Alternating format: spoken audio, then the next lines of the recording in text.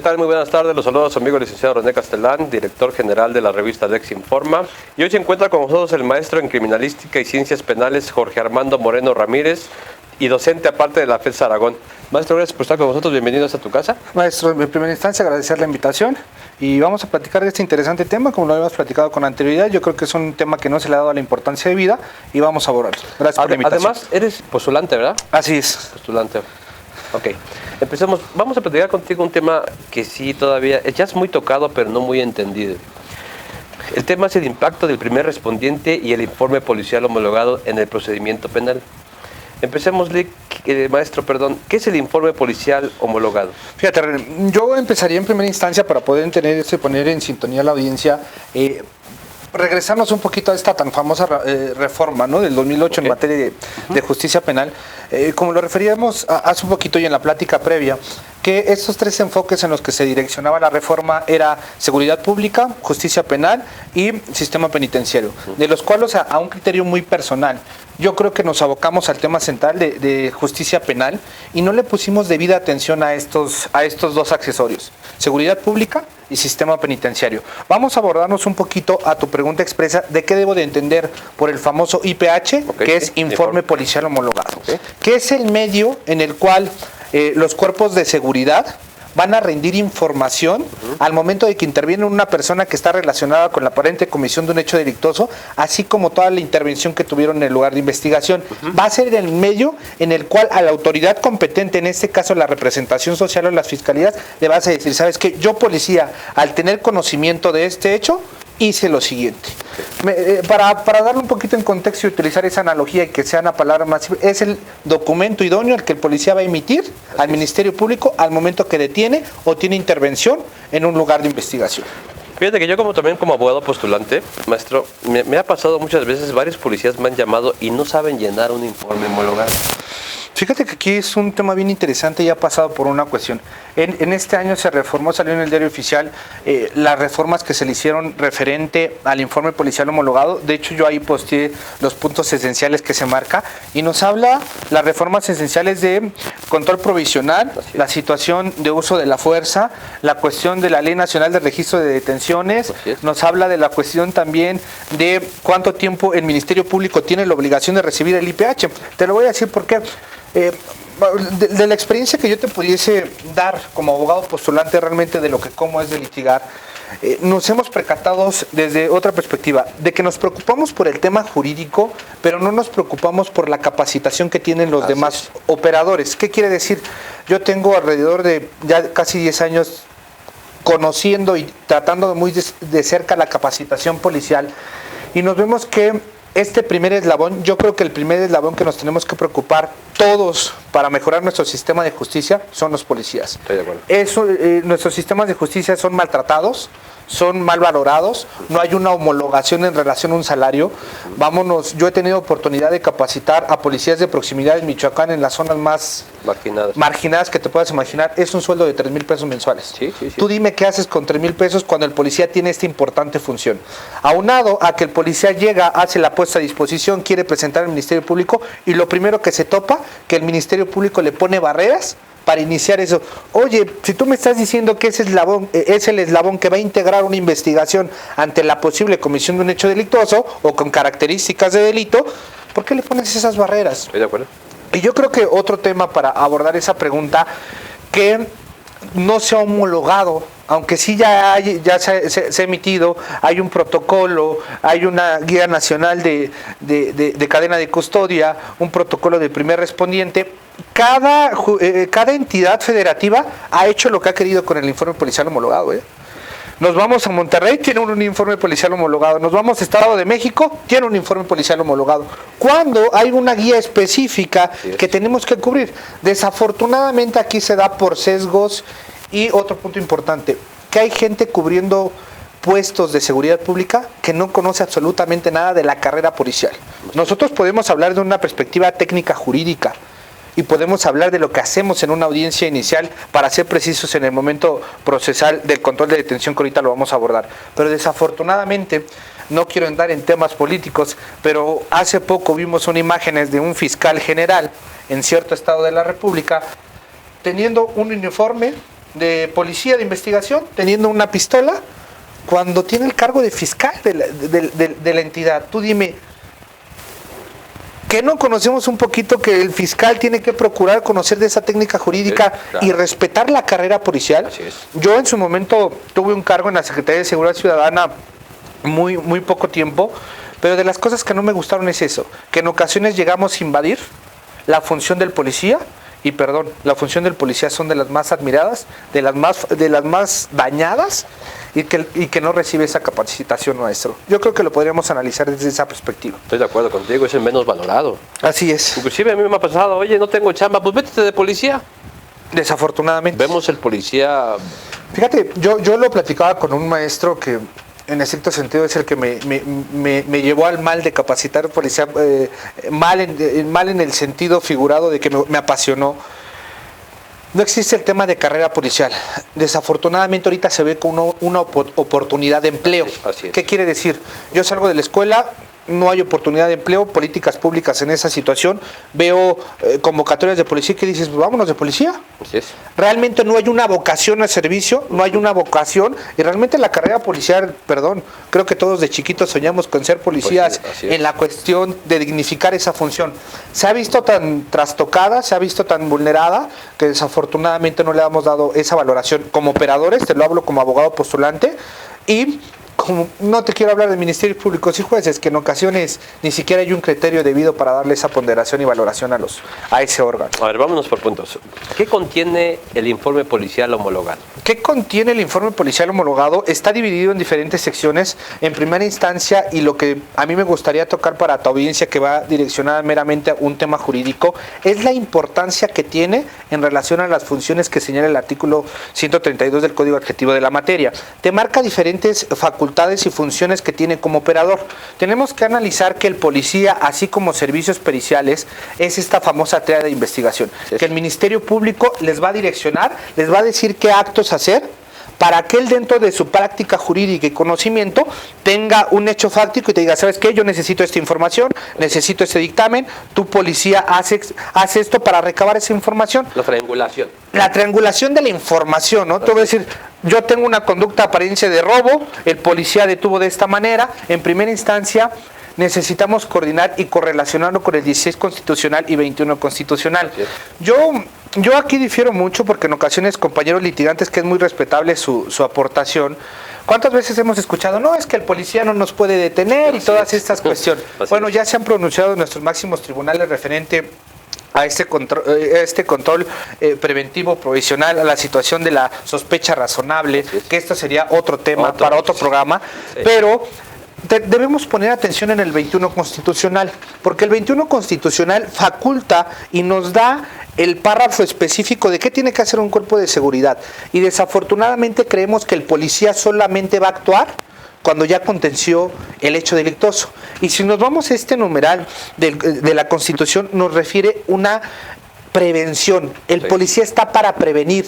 Desafortunadamente, como sociedad, así como medios de comunicación, nos han vendido la maldita idea de que solamente el policía interviene cuando ya se consumó el hecho.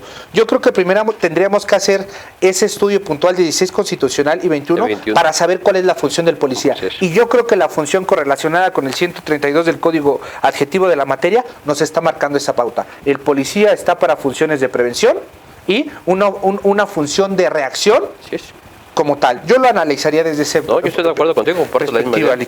Maestro, háblanos de los antecedentes. Nos hablamos del antecedente de la reforma. Entra en vigor el IPH, el Informe Policial Homologado, en el 2010. Ahí está el Consejo de Seguridad a nivel nacional, tiene diferentes modificaciones. Fíjate que yo cuando tuve la oportunidad de conocer y platicar un poquito de este tema con los mandos de Policía Federal en su momento, hablábamos de que Policía Federal y así como cuerpos de militares que tenían intervención con esta famosa combate a la delincuencia organizada, el Policía Federal o los cuerpos castrenses tenían intervención, detenían y todo, pero ¿qué crees que hacían? Lo primero es que querían lavarse las manos y decirle, yo detengo a esta persona, te la paso a ti, policía, y hazte pelotas. Así es. ¿Y qué crees que pasa con eso? Hay una vulneración importante a los derechos humanos y fundamentales de los detenidos. Desafortunadamente había ahí en los primeros articulados del IPH o la ley que reglamentaba esto, te decía cualquier cuerpo que realizaba funciones de seguridad. Y si nos vamos en estricto sentido, Policía Federal, y en estricto sentido, las fuerzas castrenses lo realizaban. Pero estaba con ese sesgo o ese choque de instituciones, esa maldita... Yo he pertenecido a función pública, pero esa maldita costumbre de chocar entre instituciones, ¿no? Por prevalecer a ver quién es mejor o qué no me corresponde. Ese podría ser el antecedente. El antecedente más próximo es la reforma que te referí, referente a este 2020. Si no mal recuerdo, fue en febrero, 20 de febrero de 2020, que sale publicado en el Diario Oficial de la Federación. Después, la situación de la Ley Nacional de Registro de Detenciones, que ya nos habla de puntos específicos, pero yo señalé 3 puntos importantes de resaltar de esta última modificación: la situación de controles preventivos, la situación de la Ley Nacional de Registro de Detenciones, la cuestión del tiempo que el Ministerio Público tiene como responsabilidad. Y aquí va un tema, ¿no? Porque muchos policías me han comentado, oye, Lic, ¿y qué tengo que hacer si el MP no me recibe? Bien sencillo, le hablamos a superior jerárquico, que el superior jerárquico se comunica con el superior jerárquico de la Fiscalía, y perdón, pero yo ya dejé antecedente que el Ministerio Público no me quiere recibir. Y él está obligado, en relación a esas últimas modificaciones, a que el Ministerio Público nos reciba. Desafortunadamente el Ministerio Público se siente con esa potestad de querer hacer lo que sea con nuestros cuerpos policiales. Maestro, en tu experiencia, ¿cuáles son las problemáticas que tú has detectado? Fíjate, te las podría enumerar. La primera problemática que yo veo y que yo he tratado de inducir mucho esto es la capacitación policial. Yo creo desde una formación inicial por parte de los institutos no está apegarnos a una realidad profesional. Segundo, la situación que en ocasiones el policía sale de la academia, lo mandas al ruedo sin conocer realmente qué se hace. No me atrevería a dar nombres específicos de las instituciones de Secretaría de Seguridad, pero muchas de ellas han generado policías que están en las agencias del Ministerio Público, llegan a hacer la puesta a disposición, y ¿quién crees que llena el IPH? ¿Ese sujeto que está capacitado? No, el Ministerio Público. O el mismo Ministerio Público, perdón. Y lo acomoda como él quiere. Te dice, ¿sabes qué? Dame para la coca. Perdón, hay que ser muy realistas, somos muy el enfoque que tenemos aquí. Y aparte lo acomoda como él quiere. Lo mueve como él quiere, y cuando te das cuenta, pues no tiene nada que ver lo que dice en la entrevista el policía. Y perdón, lo llena el MP, pasa entrevista el primer respondiente, el agente captor, y nunca puso atención en que se diera cuenta un poquito en a ver qué puso y qué dijo, ¿no? Luego la víctima te da otra información, y ahorita vamos a trastocar la consecuencia que va a tener esto. Tercer punto que a mí me gustaría enunciar en este tema, la problemática que le veo, que en ocasiones el Ministerio Público ni siquiera revisa el informe policial homologado. Sí, así es. Integra la carpeta, y también aquí yo veo un error importante en las fiscalías, que el Ministerio Público que integra la carpeta de investigación se la va a pasar a un Ministerio Público de litigación o de estrategia de litigación que no conoce del asunto. Imagínate, viene mala detención, se dicta el acuerdo de retención de puesta a disposición de flagrancia por un MP que no tuvo atención en verificar esa información. Aunado a que esa investigación se la pasas a un sujeto diverso que no tiene conocimiento, pues ahí están las consecuencias, que las instituciones seguimos trabajando por estadísticas, seguimos trabajando por números, pero no en esencia. ¿A mí de qué fregados me sirve hacer 50 puestas a disposición? ¿A mí de qué fregados me sirve como fiscalía realizar 50 audiencias iniciales por turno, si de esas 50 audiencias iniciales, todas se te van a ir por un mal control de detención o un ilegal control de detención? Sí, así es. Esas son las problemáticas que yo vería. ¿Qué importancia tiene el informe policial homologado en la etapa de investigación? Es bien interesante. Ahí nos abocamos al tema de 132 de las funciones del policía. La importancia es vital. ¿Por qué? Porque si estamos hablando de un delito que señala el 146 de la flagrancia, hablar de flagrancia en sus dos supuestos es aventarnos 2 horas. La cuasiflagrancia, que muchos abogados siguen manejando, que yo difiero mucho de eso, pero cada quien lo puede dar ese enfoque. Claro. Vamos al 146, nos da una explicación sensata de lo que es flagrancia. Yo siempre se los digo a los compañeros que tienen oportunidad de escucharme, ¿no? ¿Qué debo de entender por la flagrancia? Si nos vamos a un lenguaje coloquial o burdo para que lo entienda todo el ser humano, pues es cuando nos agarran con las manos en la masa, ¿no? Que es ese policía, que ese sujeto está cometiendo una conducta, yo lo agarro en ese momento. Nos los divide en 2 fracciones, la segunda fracción nos marca diferente, un inciso en particular, que ahí es otro sistema de estudio, pero En la investigación forma una parte esencial, porque el policía está deteniendo al sujeto que probablemente cometió un hecho delictuoso. Lo presenta a la fiscalía, lo presenta al Ministerio Público, como coloquialmente lo llamamos. El Ministerio Público ya por default dice, bueno, persona privada de la vida, homicidio. Te hace una clasificación preliminar por esa práctica. Pero ¿qué crees? No ha leído el informe policial donde pudo haber sido un homicidio en una situación culposa, dolosa, con un arma de fuego. El policía en el lugar de investigación, ¿qué crees? Es que hay un sujeto corriendo y está prieto, gordo y se peina de lado. Bueno, pues estaríamos viendo al que están escuchando, ¿no? ¿Cuántos sujetos con las mismas características estaríamos hablando? Hay que ser muy puntual porque de ese antecedente necesariamente tenemos que entender que es el primer eslabón de cualquier investigación. El policía es el primer eslabón, y si ese primer eslabón lo vamos manchando, ¿qué crees que va a pasar en la última etapa del que nos refiere el 211 del Código Adjetivo? Si nos vamos a ir a juicio, el asunto o la repercusión que va a tener en la audiencia inicial me va a dar para una nulidad, me va a dar para una cuestión de que en el juicio no podemos demostrar, porque desde los cimientos de la investigación, vamos a utilizar esa analogía, viene mal la estructura. El árbol envenenado. La teoría de la así es. Sí, yo creo que a tu experiencia, Ligo, a la experiencia poco o mucho que pudiésemos tener para tu auditorio, yo creo que son las principales problemáticas que yo le vería en la etapa de investigación. Háblanos de qué tan importante es el informe homologado en una audiencia inicial y por qué. Ese es un tema que en lo particular me apasiona. Vámonos al 211 correlacionado con el 307 que nos habla de la famosa audiencia inicial, ¿no? Okay. Esa famosa audiencia inicial tiene diferentes fases o momentos procesales, que yo a la academia así lo refiero, ¿no? ¿Qué hablo con estos momentos procesales? Te habla de un control de detención, te habla de una formulación de imputación, te habla de esa oportunidad para declarar del imputado, después te habla de la vinculación a proceso, después te habla del 19 para una prórroga, después te habla de una vinculación y después te habla de una medida cautelar. Esos son los momentos procesales que tiene el 307. Vámonos por el inicio, valga la redundancia. Toda audiencia inicial, en el caso de que venga con detenido, porque hay diferentes maneras de investigar por parte del Ministerio Público, con detenido, sin detenido, vámonos a abocarnos por el 146, con detenido. Tiene 48 horas, lo pone a disposición del órgano jurisdiccional, y el primer momento procesal o acto procesal que se tiene que celebrar es la audiencia de control de legalidad de detención. Okay. ¿Qué va a verificar aquí el juez de control? Y aquí un punto importante. Nosotros como litigantes, pongamos atención y no me dejarás mentir, maestro René, que muchos de nuestros asuntos en audiencias de control de detención nosotros no los conocemos desde la agencia del Ministerio Público.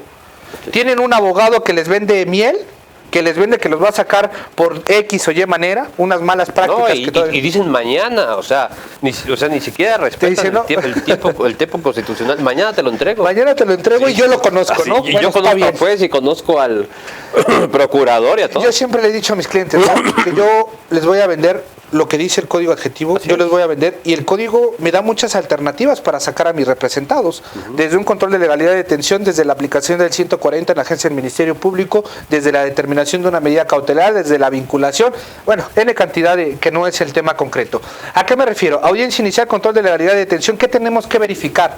Pues todo esto que hemos venido mencionando, ¿cómo actúa el policía para no vulnerar derechos fundamentales o derechos humanos de la persona retenida?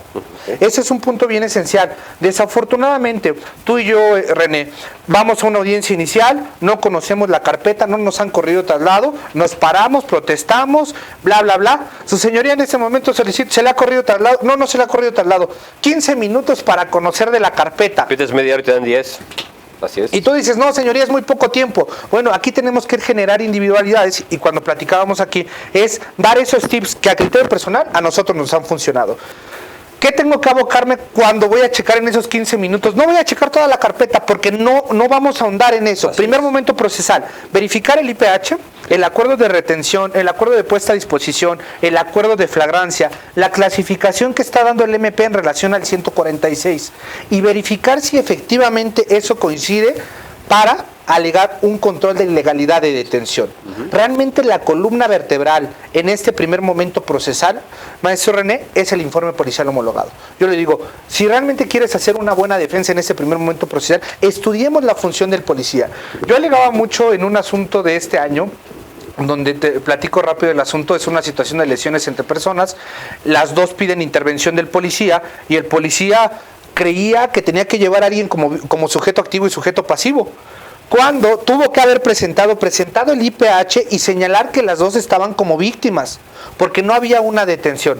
Para no andar mucho en ese tema, se califica de ilegal la detención porque en ningún momento se cumple con los requisitos que señala el 16, así correlacionado con el 146. Yo creo que en la audiencia inicial, en el primer momento procesal, abogado que no conozca cómo se maneja el sistema y la formación policial, estamos en una situación en desventaja con nuestros demás colitigantes. Esa sería mi aportación. Háblanos de la responsabilidad del operador del informe homologado. ¿Qué responsabilidad puede tener? Puede tener una responsabilidad jurídica, puede tener una responsabilidad administrativa. Desafortunadamente, y no me dejarás mentir, René, en ocasiones los mismos ministerios públicos que integran mal las carpetas de investigación no hay una consecuencia. ¿Y sabes cuáles son las consecuencias? Los cambian de puestos, los cambian de sede ministerial, los mueven, pero realmente no hay una consecuencia. Y aquí me voy a permitir hacer una crítica hasta nosotros como abogados litigantes.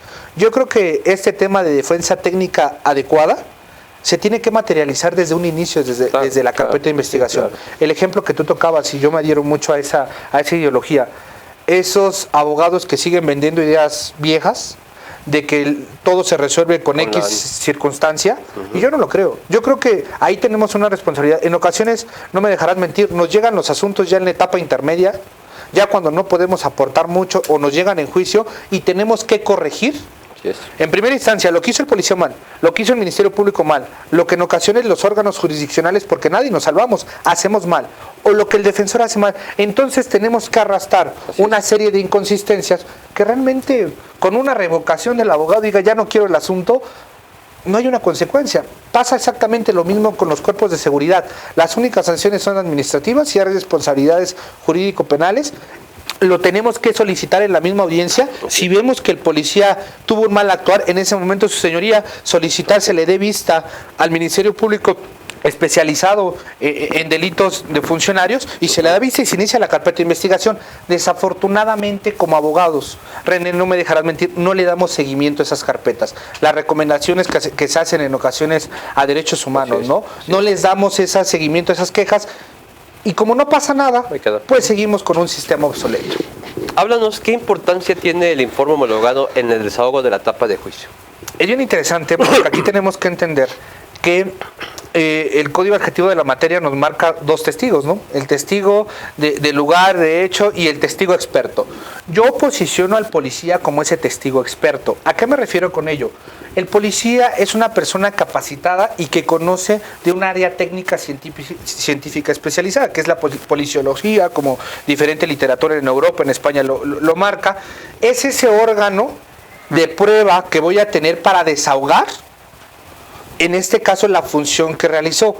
El ejemplo otro tema importante que puede impactar, la situación de una nulidad en los medios de prueba o de los datos de prueba obtenidos, ¿no? Si yo fue una situación, se me declara de control de ilegalidad la detención, yo en ese mismo momento puedo solicitar la nulidad de todos los actos. Sí. ¿Por qué? Si se violentó la detención y te digo que te encontré el arma de fuego, cocaína, envoltorio con características de hierba verde, que todos los policías parece que es un diccionario, pues hay que esas características, yo buscar esa nulidad. Imagínate, es como un rompecabezas, que le vas quitando las piezas más importantes, pues en juicio, ¿qué repercusión va a tener?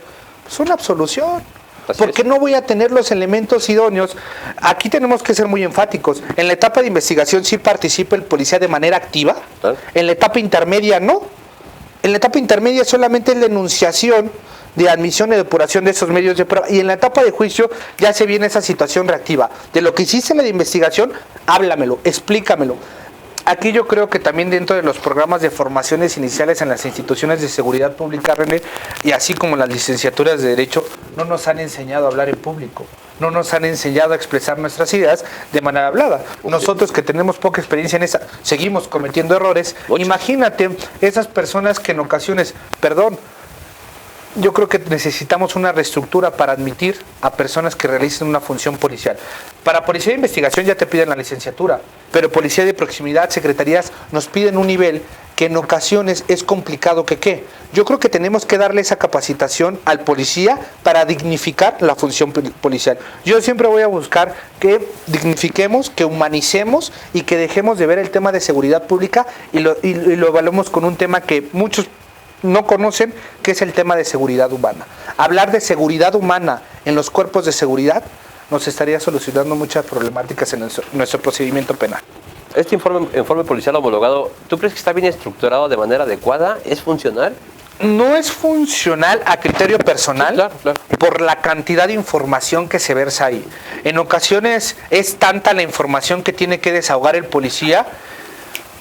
Uno lo ve muy, muy fácil porque somos los señores que estamos de traje o que estamos defendiendo, pero René, nosotros vamos a la calle con una patrulla, vámonos con una situación de que se están escuchando impactos de arma de fuego, tú tienes que sacar tu arma de fuego, accionarla, repeler una agresión, acordarte de que hay un uso de la fuerza, acordarte de que si accionas tu arma, la institución no te va a respaldar, acordarte de eso. Y luego en el momento de Y en el momento, ay, ¿qué crees que me dijo el profe que me tengo que acordar de uso de la fuerza? Perdón, cuando se están escuchando los actos, te estás preocupando por tu vida. Así y es. aparte tienen la responsabilidad de proteger. Así es. Yo siempre lo he dicho, la Constitución nos dice, cualquier persona puede detener, sí. Te faculta para que yo detenga al sujeto que está cometiendo el delito, pero el policía tiene la obligación. Sí. Ese es el punto diferenciador, facultad y obligación. Cualquiera puede detener, Claro. pero el policía está obligado dentro de esa función o compromiso a realizar esa acción. Yo creo que es bien interesante ese tema, yo creo que se puede mejorar, pero con un equipo multidisciplinario. ¿Cuál sería tu propuesta, Ale? La propuesta sería que se hiciera un equipo multidisciplinario e interdisciplinario, que ya lo existe, pero irnos a una realidad de campo. Nosotros, como los de traje, no conocemos lo que vive un policía en la calle. Claro. Son horas de trabajo de 24 por 24, en ocasiones sin descanso, en ocasiones es mucha información. Hay un protocolo de detención para menores de edad, para mujeres, para personas con discapacidad. La cuestión de justicia integral para adolescentes es diferente. La cuestión para detener a una mujer te marca ciertos parámetros. La situación de perspectiva de género. Yo creo que es mucha la información que se la tenemos que dosificar a los cuerpos de seguridad de manera paulatina. Y otra crítica a conocimiento directo, las capacitaciones que se le dan, René. Sí, en ocasiones el policía sale de guardia, se le manda a capacitar una semana, 24 horas casi al día. Pobres chavos, salen cansados, salen con esa situación. Yo creo que es homologar esa información. El informe policial se me hace excepcional porque nos ayuda en demasía Muchísimo. a nosotros como abogados y a dejar constancias. La otra vez escuchaba yo ahí una aberración por parte de un colega que decía, no, es que es el sistema oral, ya no va a haber papel. Bueno, no, es que eso es mentira, ¿no? Realmente tenemos que dejar un registro, tenemos que dejar constancia. Y el ejemplo más claro, recordemos a los policías viejos. Yo lo recuerdo de mi papá, de mis abuelos, ¿no? El policía se acercaba a ti con una libretita y anotaba, ¿no? Rendía una entrevista o en su momento una declaración, y era lo que decía el policía. Ahorita ya no, tiene que dejar constancia en este IPH, que es el documento, el medio idóneo para presentárselo a la autoridad competente, aunado a la entrevista que está dando y que tenga con relación con los demás datos de prueba que se allegue con el Ministerio Público.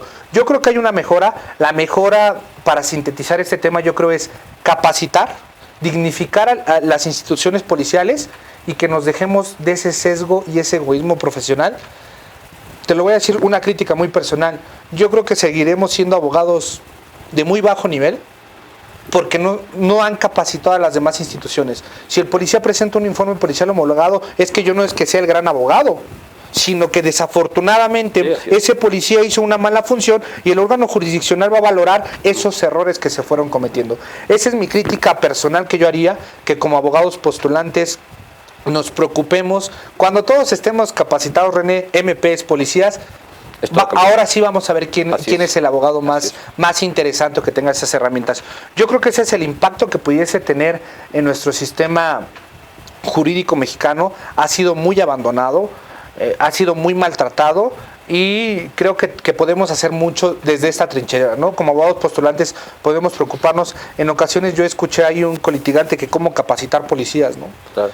Pues yo llevo 10 años haciéndolo y el único sentido es una humanización, ver que las condiciones de los operadores del sistema son completamente distintas. No es lo mismo un Ministerio Público, un órgano jurisdiccional, un abogado postulante, al policía que se la pasa 40 horas en una patrulla, sin comer, con un sueldo muy degradante. Sin dormir. Y aparte, ¿qué crees? Llega a la agencia del ministerio a hacer una puesta a disposición y el MP, porque no lo quiere atender, se avienta 10 horas. Fácil. Yo creo que ese es el tema que yo podría aportar en relación al primer respondiente e informe policial homologado, maestro. Pues licenciado, yo quisiera que dejaras tus datos, que te quieren contactarte para algún asunto, si gustas dejar. Yo creo que están ahí en redes sociales. La cuestión me encuentran como Jorge Ramírez, y cualquier cosa que quisieran contactar referente a este tema lo podemos hacer por el medio de la revista. No hay ningún inconveniente. Estoy como Jorge Ramírez en redes sociales, igual en Twitter, y cualquier cosa que pudiese ayudar en ese tema. Realmente mi formación me dedico a postular en materia penal, así como mis socios en otros temas, pero a mí siempre me ha interesado el tema de seguridad pública. El tema de seguridad pública, yo creo que si lo fortalecemos, va a ser ese eslabón que le vas a poner unas vigas y una cimentación excepcional. Y aquí una crítica social, ¿no? En ocasiones criticamos y golpeamos mucho a los órganos jurisdiccionales. Es que el sistema de justicia no sirve, es que esto, no es que no sirva. Los jueces emiten información en relación a lo que les otorgamos, claro, las partes.